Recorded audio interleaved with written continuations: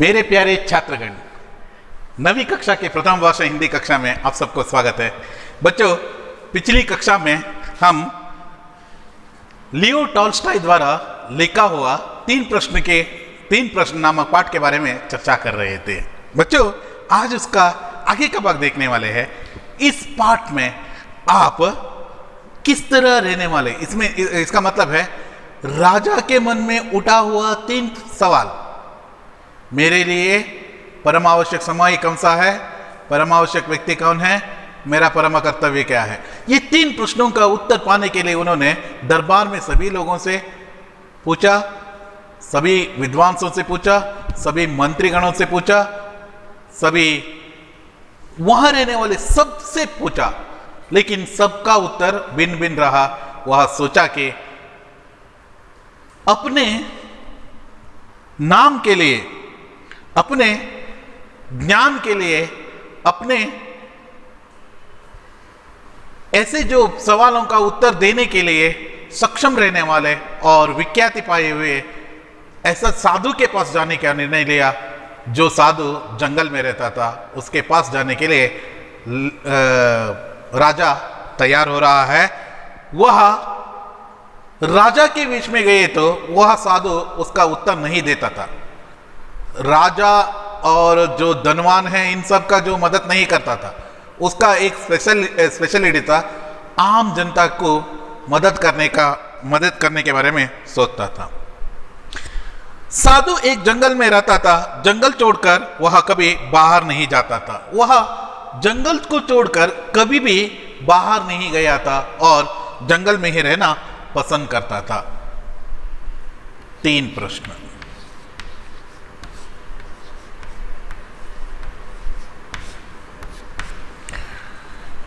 तीन प्रश्न कौन कौन सा है? मेरे लिए परमावश्यक व्यक्ति कौन है, परमावश्यक समय कौन सा है, परम कर्तव्य क्या है।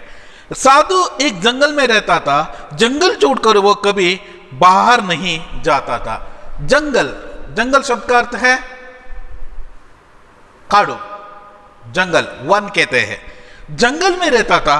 उस जंगल में रहते हुए वह साधु लोगों से मिलता नहीं था। मतलब बहुत बड़े बड़े लोगों से नहीं मिलता था, आम जनता से मिलता था। जंगल के मतलब गांव से दूर जंगल में रहना उसे पसंद था। जंगल को छोड़कर वो कभी बाहर भी नहीं आता था। वहां जिस जगह पर रहता था ना, उस जगह छोड़कर वह कभी भी बाहर नहीं आया था। केवल साधारण लोगों से बेंट करता था। बेंट यानी मुकाबला कहते हैं, और आमना सामना उनके साथ बेंट करता था जो साधारण लोग हैं। बहुत बड़े बड़े नाम कमाए हुए लोगों से बात नहीं करते थे और उनका समस्याओं को भी हल नहीं करते थे। केवल सामान्य लोगों को ही, सामान्य वेशभूष में रहने वाले लोगों को ही मदद करते थे। इसलिए राजा ने सादे वस्त्र में पहने साधु के कंदरा से कुछ दूर वह अपने घोड़े से उतर गया और अपने अंगरक्षकों के पीछे छोड़कर अकेले साधु के पास चला गया। इसलिए जो आम जनता वस्त्र पहनते हैं ना, वैसे वस्त्राभूषण पहनकर, राजा का वस्त्राभूषण में नहीं है किरीट, ये सभी वज्र वैडूर्य सहित ऐसा वस्त्र नहीं है। एक मामूली जो आदमी और नहीं तो मामूली पुरुष किस तरह वस्त्राभूषण पहनते हैं, आम जनता की तरह उन्होंने वस्त्राभूषण पहना। और कुछ देर पर, मतलब उनके कुटिया, साधु के कुटिया वहां नजर आता था। मतलब बहुत दूर तक, मतलब थोड़ा दूर पर उसने अपने घोड़े से उतरा और वहां से पैदल जाने के लिए निर्णय लिया। जहां उन्होंने घोड़े से उतरा, वही उनके अंगरक्षकों को, उनके सिपाहीगणों को, उनके मंत्रीगणों को वहां ही रुकने के लिए कहा। आगे अकेला आदमी जाना चाहता था। इसका मतलब है साधु के पास राजा अकेला आदमी जाने वाला है। पीछे छोड़कर अकेला यानी ओबंटी आगे अकेला साधु के पास गया। जिस समय राजा वहां पहुंचा, साधु अपने कुटी के सामने धरती गोड़ रहा था। अपने कुटी यानी हट कहते हैं, गुडिसिलो ಅಂತ ಹೇಳ್ತಾರೆ, अथवा आश्रम कहते हैं, साधु लोग रहने वाले आश्रम। जिस समय राजा वहां पहुंचा, जिस समय राजा आम जनता के एक मामूली पुरुष के वेश में वहां पहुंचे हैं, उस वक्त साधु धरती गोड़ रहा था, डिगिंग कर रहा था, वहां कुछ मिट्टी उठा रहा था, डिगिंग करके वहां होंडा तीता था, सामने धरती गोड़ रहा था। साधु ने राजा के देखकर उसको स्वागत किया और वह अपने काम में लगा रहा। जैसे ही राजा उनके पास गए, वह साधु ने राजा को स्वागत किया, आइए आइए ऐसा कहकर उनका स्वागत किया। वह अपने काम में लग गए, स्वागत किया और अपना काम, कौन सा काम कर रहा था? Yes, very good, super, digging काम। वह धरती गोड़ने का काम उन्होंने शुरू कर दिया। साधु दुर्बल और कमजोर था, साधु दुर्बल था तथा कमजोर था, दुर्बल तथा कमजोर था।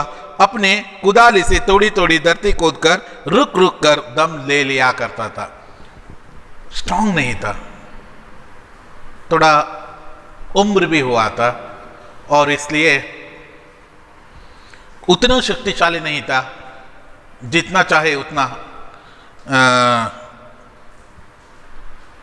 धरती खोदकर वहां कुछ ऐसा वैसा काम कर दो। मतलब थोड़ा दुर्बल था और साथ ही साथ कमजोर भी था, वीकनेस भी था। और अपनी कुदाली थोड़ा थोड़ा धरती खोदकर रुक रुक कर दम ले लिया करता था। डिगिंग करता था, थोड़ा आराम करता था, डिगिंग करता था, थोड़ा आराम कर देता था, रुक रुक कर, कंटिन्यूअसली प्रोसेस नहीं करता था। यंग एंड एनर्जेटिक नहीं था, थोड़ा कमजोर था और साथ ही साथ दुर्बल भी था।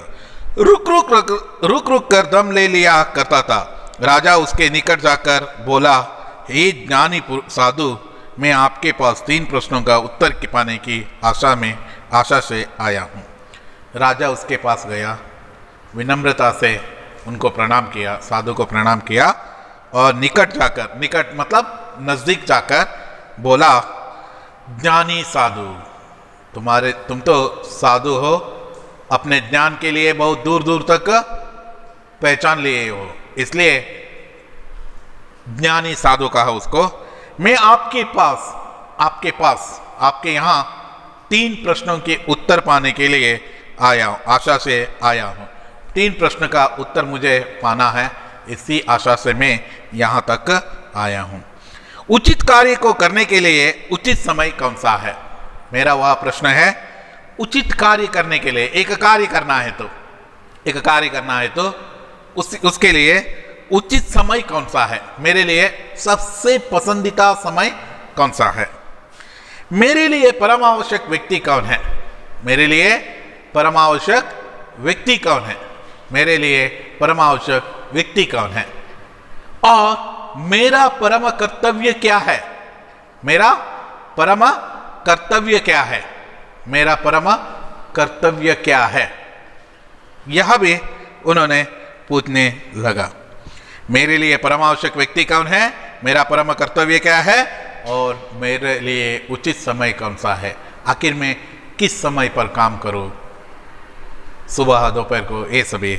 और मेरे लिए परम आवश्यक व्यक्ति, मेरे परिवार है, मंत्रीगण है, आखिर कौन है मेरे लिए परम आवश्यक व्यक्ति है? मेरा परम कर्तव्य क्या है? मेरे लिए परम कर्तव्य, मुझे क्या कर्तव्य करना है? मेरा परम कर्तव्य क्या है? साधु ने राजा की बातें सुनी और परंतु उनका उत्तर नहीं दिया। जो उनसे पूछा गया, राजा के द्वारा पूछा गया, इस जो बात उन्होंने कहा वो सभी साधु सुन रहा था। यस, उनकी विनती को स्वीकार कर लिया, परंतु उनका कुछ उत्तर नहीं दिया। कोई भी उत्तर उनके मुंह से नहीं बोला, एक भी शब्द नहीं बोला।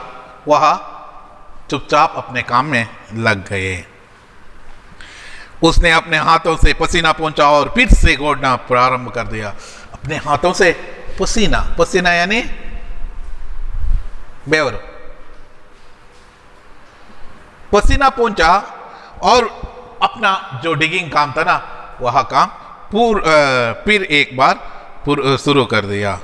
राजा ने कहा, आप तक गए हैं। उसको देखकर, तुम तो रुक रुक कर काम कर रहे हो, बहुत पसीना आ चुका है, इसलिए आप थक गए हैं। थकना मतलब टायर्ड। लाइए मुझे कुदली दीजिए, मुझे कुदली दीजिए।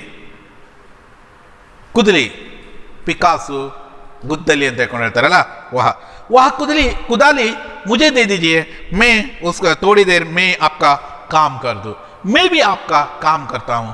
आखिर किस तरह वह काम है, वह भी मैं भी आपका मदद करने के लिए कोशिश करता हूं, ऐसा उन्होंने कहा। गोडना आरंभ कर दिया। राजा ने कहा कि आप थक गए हैं, लाइए मुझे कुदाली दीजिए, थोड़ी देर में आपका काम कर दूं। आपका काम मतलब डिगिंग काम, धरती गोड़ने का काम है। साधु ने धन्यवाद कहा, कहकर कुदाली राजा को दे दी और खुद धरती पर बैठ गए। कुदाली राजा को हैंड ओवर कर दिया। वह जो इंस्ट्रूमेंट से, जो साधन से, जिस साधन से वह डिगिंग काम कर रहा था, उसको राजा को हैंड ओवर कर दिया। अभी काम करने का बारी राजा का है और इन्होंने ऊपर आकर, मतलब वहां थोड़ा विश्रांति जगह पर आकर, इट मीन्स वहां ही नजदीक थोड़ी देर में खुद धरती पर बैठ गए, आराम से बैठ गया। अब थोड़ा अपने आप को अच्छा महसूस किया। खुद धरती पर बैठ गए। 2 क्लारियां गोट चुकने के बाद राजा ने हाथ रोका और अपने प्रश्नों को दोहराया। 2 क्यारियां मतलब ಹೊಂಡಗಳು ಅಂತ ಹೇಳ್ತಾವೆ ನೋಡಿ, क्यारियां गोदने के बाद, इट मीन्स गोद चुकने के बाद यह फिर से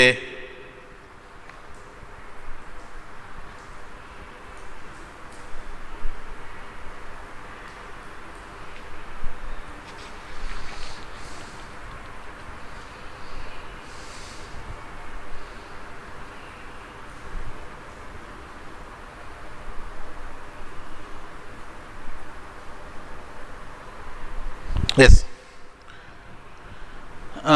ಹೊಲಗಳಲ್ಲಿ ನೀರು ಹೋಗ್ಲಿಕ್ಕೆ ಮಾಡಿರ್ತಾರಲ್ಲ ಅಂತ ಒಂದು ಜಾಗ ಅಂತ ಹೇಳ್ತಾರೆ, ಅಥವಾ ಒಂದು ಸಣ್ಣ ಹೊಂಡ ರೀತಿಯಲ್ಲಿ ಅಂತ ಹೇಳ್ತಾರೆ,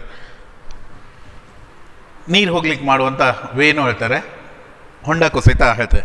2 क्लारियां गोट झुकने के बाद में राजा ने हाथ रोका, अपना हाथ रोककर, इट मीन्स उन्होंने स्टॉप किया, अपना काम स्टॉप किया और अपने प्रश्नों को दोहराया। अपने जो प्रश्न का उत्तर पाने के लिए वहां आया था, उस प्रश्नों को उन्होंने दोबारा दोहराया। आखिर वह प्रश्न क्या क्या था? मेरे लिए परमावश्यक समय कौन सा है, परमावश्यक व्यक्ति कौन है और परम कर्तव्य क्या है? यह प्रश्न दोबारा एक और बार, पहली बार उन्होंने शायद सुना नहीं है ऐसा मानकर दोबारा उन्होंने यह प्रश्न उनके सामने रखा। साधु ने फिर भी कुछ उत्तर नहीं दिया। यह प्रश्न सुना, प्रश्न सुनकर भी वह कुछ भी उत्तर नहीं दिया। उठकर उसने कुदाली ले लिया, कुदाली के लिए हाथ बढ़ाया। यस लाल, मुझे दे दो, मैं काम करता हूं, तुम थोड़ा बैठ जाओ, ऐसा उन्होंने कहा। कुदाली के लिए हाथ बढ़ाया। अब तुम दम ले लो, लाओ, मैं थोड़ा सा श्रम कर लूं, ನಾನು ಸ್ವಲ್ಪ ಕೆಲಸ ಮಾಡ್ತೇನೆ, ನೀನು ಈಗ ಸ್ವಲ್ಪ ವಿಶ್ರಾಂತಿ ಮಾಡ್ಕೊಂತ। परंतु राजा ने कुदाली न लौटाए, वह धरती गोड़ते ही रहा। 1 घंटा बीता, 2 घंटे बीते, ऐसे ही बीतते गए। उसको नहीं दिया, जो उन्होंने हाथ बढ़ाए तो भी वो नहीं दिया, ऐसे ही अपना काम आगे बढ़ाया। आगे बढ़ाते ही सूर्य वृक्षों के पीछे डूबने लगा। इसी समय सूर्य वृक्षों के पीछे डूबने लगा मतलब संध्या समय हो रहा था, डूबने लगा। अंत में राजा ने कुदाली को धरती में मारकर कहा, उस गुद्दली पिकासु इधर ऐसे जो धरती पर मारकर, फाइनली उन्होंने धरती पर मारकर कहा, हे ज्ञानी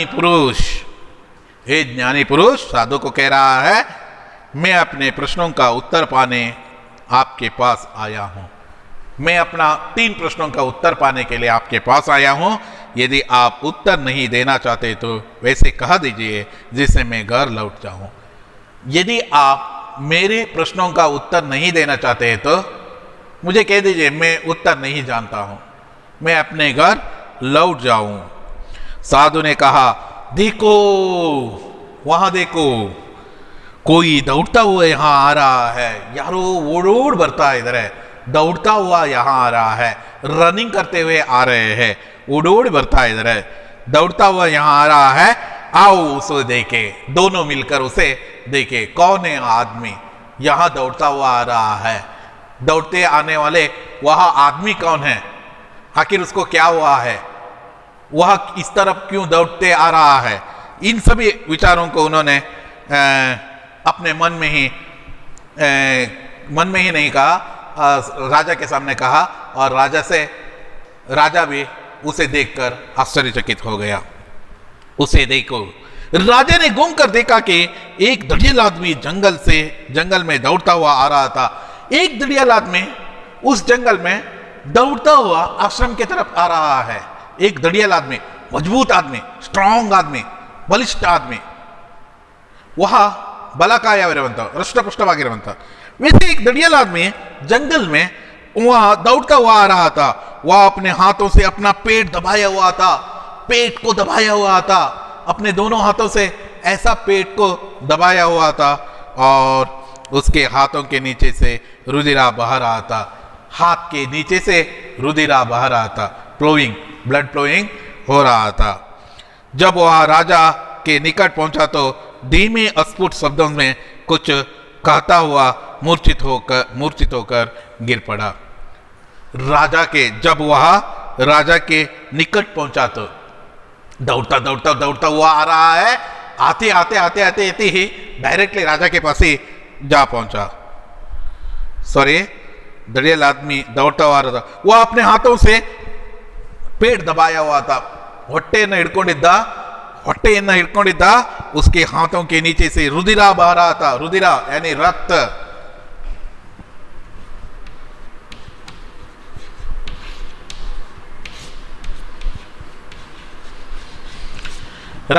खून कहते हैं ना, वह रक्त है, रक्त बह रहा था। ऐसे पेट को दबाया हुआ था, उसके हाथों के नीचे से खून बह रहा था। इसका मतलब है किसी ने उसके पेट पर आक्रमण किया था, और आक्रमण किया हुआ भाग से खून बह रहा था।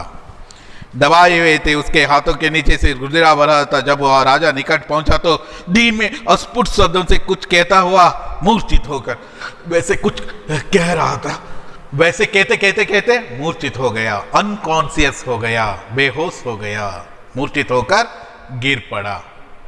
कुछ अपने मुंह से कुछ शब्द कह रहा है, अस्पष्टता से वह शब्द कहते, अस्फुट शब्दों से कुछ कहता हुआ। जो कहा था वो राजा को मालूम नहीं हुआ। वह कहा हुआ शब्दों से कहते वह गिर पड़ा। राजा और साधु मिलकर उसके कपड़े खोले। दोनों ने उसको उठाया और उसको वहां ही अब उसका कपड़ा खोला। कपड़ा खोलते ही वहां नजर आ रहा था बहुत बड़ा घाव नजर आ रहा था, और पेट में कुछ गायವಾಗಿತ್ತು। मिलकर उसके कपड़े खोले, उसके पेट में एक बड़ा घाव था, गायವಾಗಿತ್ತು, बड़ा घाव था, और जिसके कारण से वह राजा ने उसे अच्छी तरह से धोया, परंतु रुधिरा न रुका। राजा ने उसे अच्छी तरह से धोया, कंप्लीट से धोने के लिए प्रारंभ कर दिया। पेट में वह घाव था, उस घाव को पानी से धोया। उसको पेट के एक बड़ा घाव था, राजा ने उसे अच्छी तरह से धोया, पानी से धोया, परंतु रक्त नहीं रुक रहा था। किसी ने उस पर चाकू से नहीं तो कुछ अस्त्रों से हमला किए थे, आक्रमण किए थे। इसके कारण से उसके पेट पर बहुत बड़ा घाव था, और इस घाव के कारण से रुधिरा बह रहा था। रुधिरा यानी रक्त बह रहा था। रक्त बहते हुए वह रुकने का नाम ही नहीं ले रहे। कंप्लीटली उन्होंने धोया, कुछ किया, यहाँ किया, सब कुछ किया, ये सभी राजा ने ही किया, फिर भी वह नहीं रुक रहा था। राजा ने बार बार गर्म रक्त के भीगी पट्टी खोली और घाव को धोकर फिर से पट्टी बांधी।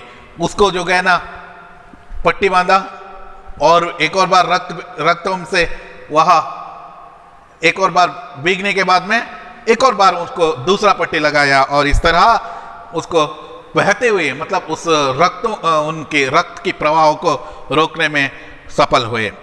अंत में रुधिर का स्राव बंद हुआ, यह जो फ्लोइंग ऑफ ब्लड वह बंद हुआ। मनुष्य को कुछ चैन मिला, चैन, शांति। अब उसको थोड़ा चैन महसूस हो रहा है। तब उसने पीने के लिए कुछ पानी मांगा, उसने पीने के लिए कुछ पानी मांगा, पानी मांग रहा है, पानी का मांग कह रहा है थोड़ा मुझे पानी पिला दो, क्योंकि क्या है बहुत अनकॉन्शियस है, साथ ही साथ उसका थोड़ा आहार भी नहीं मिला था और बहुत भूखा हुआ स्थिति में यह आदमी था। उसने पीने के लिए कुछ पानी मांगा, राजा ने उसे पानी लाकर पिलाया। उसी राजा ने इसको शुश्रूषा किया और उसका पानी भी पिलाया। इस बीच में सूर्यास्त हो चुका था, वह ठंडक हो आई थी। इस बीच में सूर्यास्त भी हो चुका था, सूर्य डूब गया था और ठंडक भी महसूस हो रहा था। अतः साधु की सहायता से राजा घायल आदमी को कुटी के भीतर ही ले गए। साधु ने एक तरफ पकड़ा और राजा ने एक तरफ पकड़ा। इस तरह उन दोनों ने मिलकर उस दड़ियल आदमी को आश्रम के अंदर लेकर गए। तब तक वह बाहर ही था। कुटी के भीतर ले गए, वह उसे बिस्तर पर लिटा दिया। बिस्तर में लेटने के पश्चात मनुष्य अपने आंखें बंद कर ली, वह चुपचाप पड़ा रहा। जैसे ही उनको वहां एक बिस्तर पर सुला दिया, वैसे ही उस वक्त उसने अपना आंखें बंद की मतलब निद्रा में खो गए और निद्रा में खोते वैसे ही डूबकर मतलब चुपचाप वैसे सोया ही रहा। परंतु राजा भी पैदल चलने के कारण, परिश्रम करने के कारण इतना थक गया था कि वह द्वार के सहारे लेटा और सो गया। राजा बहुत थक गया था। राजा इससे पहले इतना काम नहीं किया था और राजा का काम भी वैसा काम नहीं है, ये सभी काम करते हैं। वह बहुत दूर से पैदल आया था, क्योंकि अपने सिपाही गणों को वहां छोड़कर आया था। बहुत दूर से पैदल आया था, पैदल यानी बाय वॉक, वैसे पैदल आया था। पैदल आकर बहुत थक गया था और यहां आने के बाद में राजा ने साधु को मदद किया। धरती गोड़ने की जो उसमें उन्होंने मदद किया। मदद करते ही उसमें भी थोड़ा मदद करने के कारण से सुस्त हुआ था। एक पैदल आने के कारण से सुस्त हुआ था और डिग करने के कारण से भी सुस्त हुआ था। तीसरा काम, राजा ने दड़ियल आदमी का शुश्रूषा भी किया। इन सभी तीनों काम कंटिन्यूअसली करते आया था, इसलिए बहुत थक गया था। बहुत थकने के कारण से उसको भी नींद आ गए। वह वैसे ही दरवाजे के एक सहारे पर वैसे लेटा रह गया। उसे गहरी नींद आ गई। गर्मी की छोटी रात शीघ्र ही बीत गई। गहरी नींद आ गया, दोनों को भी गहरी नींद आ गया और गर्मी का वैसे गर्मी का सीजन था। उस समय का छोटी जो रात था वह रात खत्म हो गया, बीत गई। जब वह सवेरे उठा तो कुछ देर तक उसे यही समझ में नहीं आया कि मैं कहां हूं। राजा को जैसे ही वह सोया हुआ स्थिति में था, सुबह उठते ही उन्होंने देखा कि आखिर मैं कहां हूं। तब तक वह अपने जो महल में अच्छी से अच्छी तरह से सोता नजर आता था, लेकिन अब पहली बार ऐसा हुआ था कि यह आदमी ऐसे जमीन पर सोया हुआ, वो भी क्या है, दीवार के सहारे से सोया हुआ नजर आ रहा था। थोड़ी देर बाद उसे अपरिचित दड़ियल व्यक्ति का हाल मालूम हुआ। कुछ ही क्षण के बाद में उन्होंने देखा कि वह दड़ियल आदमी सोया हुआ नजर आ रहा है, बिस्तर पर लेटा हुआ नजर आ रहा है। और उसे देखते ही ये उसको याद आया, मैं यहाँ आया था, राजा साधु के पास आया था, साधु ने मुझे साधु को मदद किया, दड़ियल आदमी का शुश्रूषा किया, ये सभी याद आया। मालूम हुआ जो बिस्तर पर लेटा हुआ बड़ी एकाग्रता से राजा की तरफ दृष्टि लगाए हुए थे। राजा की तरफ से दृष्टि लगाकर वह देख रहा था कि आखिर ये कौन है। इसका मतलब है राजा उसको नहीं जानता था, किसको, दड़ियाल आदमी को नहीं जानता था, परंतु वह दड़ियाल आदमी राजा को जानता था। वह एकाग्रता से उस दड़ियाल आदमी को ही, राजा को ही देखता रहा। इसका मतलब है सोया हुआ वह दड़ियाल आदमी राजा से पहले ही जागृत हुआ था। वह सोए हुए स्थिति में ही इसे देख रहा था, राजा को देख रहा था। राजा को देखते ही उसको मालूम हो रहा था कि यस, इन्होंने ऐसा किया है, ऐसा हुआ है, ये सब कुछ उसे याद आ रहा था। और अपने किए हुए उस कर्म पर दुखित होकर वह एकाग्रता से उसे ही देख रहे थे, बड़ी विनम्रता से उसे देख रहे थे। आखिर दड़ियाल आदमी राजा को क्यों ऐसे उस दृष्टि से देख रहा था, और राजा भी उनकी आंखों में ऐसा करुणा भाव क्यों देखा। इन सभी विचारों को हम आने वाली कक्षा में चर्चा करने वाले हैं। और वैसे ही दड़ियाल आदमी पुरुष को देखा, जब दड़ियाल आदमी ने थोड़ा सा देखेंगे, जब दड़ियाल वाले ने पुरुष को देखा कि राजा जागा हुआ है और मेरे और देख रहा है, वह दुर्बल स्वर में कहा, मुझे क्षमा कर दो, मुझे क्षमा कर दो। दड़ियाल आदमी लेटा हुआ है, उसी स्थिति में वह कह रहा है कि मुझे क्षमा कर दो, क्योंकि मैं पापी हूं, अपने किए पर बहुत शर्मिंदा हूं, मुझे क्षमा कर दो। ऐसा वह रिक्वेस्ट कर रहा है। रिक्वेस्ट करते क्यों करते हैं, देखिए, उसने दुर्बल स्वर से कहा, मुझे क्षमा कर दो, क्षमा कर दो। राजा को आश्चर्य हुआ, ये आदमी मुझसे क्यों क्षमा मांग रहा है, आखिर इससे मुझसे क्या रिश्ता है। इसको मैं पहले से जानता भी नहीं हूं, देखा भी नहीं हूं, और इसके बारे में मुझे मालूम ही नहीं है। अभी अभी इसके इलाज करने के कारण से ही मुझे मालूम हुआ है यह आदमी। फिर भी जो वह क्षमा मांगने की तरीका से उसको आश्चर्य हुआ, और उन्होंने पूछा कि राजा ने कहा, मैं तुम्हें जानता नहीं, फिर भी तुमने मेरे लिए अपराध भी नहीं किया है, जिसके लिए मैं क्षमा करूं, मैं क्यों तुम्हें क्षमा कर दूं, ऐसा क्यों मुझसे क्षमा मांग रहे हो, तुमने कोई अपराध भी नहीं किए है, और क्यों ऐसा पूछ रहे हो। ऐसा कहते हुए अपने आप को राजा उत्तुंग स्थान पर रखकर ऐसे पूछ रहा है।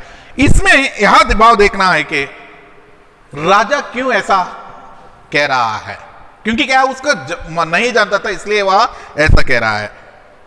दड़ियाल आदमी ऐसा क्यों कह रहा था, मुझे क्षमा कर दो, यह भी हम आने वाली कक्षा में चर्चा करने वाले हैं। बच्चों, इन सभी विचारों के बारे में थोड़ा पढ़कर रखिए। आने वाले कक्षा में क्यों वहां दड़ियाल आदमी राजा से क्षमा मांग रहा था, आखिर क्या असली कारण था, उसके बाद में राजा ने क्या साधु से यह शिक्षा प्राप्त की, 3 प्रश्नों का उत्तर मिला उसे या नहीं, इन सभी विचारों के बारे में आने वाली कक्षा में हम अध्ययन करने वाले हैं। बच्चों, तब तक आप सभी घर में स्वस्थ रहिए। PDF के माध्यम के जरिए आप तक नोट्स भेजने की कोशिश करते हैं। आप सबको धन्यवाद।